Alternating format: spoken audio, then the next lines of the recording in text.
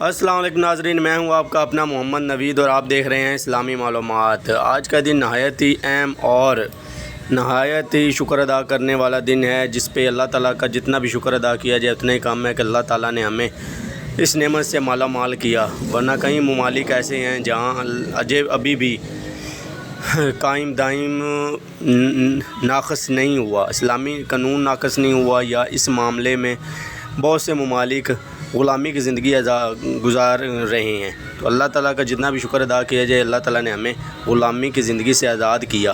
14 اگست اللہ کی ایک بہت بڑی عطا کا دن ہے۔ اس عطا پر جشن نہیں بلکہ اللہ کا شکر ادا کرنا چاہیے، ادا کریں۔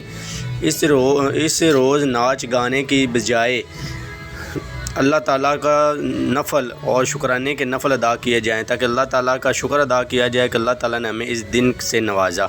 اوکے ناظرین، ملتے ہیں ایک دوسری اچھی حدیث اور بات کے ساتھ۔ اپنا اور اپنے ارد گرد کے لوگوں کا خاص خیال رکھیں، ویڈیو کو لائک کریں، شیئر کریں، کمنٹ کریں، اور 14 اگست کی بہت بہت مبارک ہو۔ اللہ تعالیٰ آپ کو اور مجھے عمل کی توفیق عطا کرے، ہم اپنے دیش اپنے وطن کے لیے اپنا کردار ادا کر سکیں، جھوٹ بغل گولی اور دھوکہ بازی سے پرہیز کریں، اور اللہ ہمارے پیارے وطن پاکستان کے لیے اپنی جتنے بھی ایفرٹ ہو سکے وہ ایفرٹ ڈالیں اور اس کی ترقی میں اہم کردار ادا کریں۔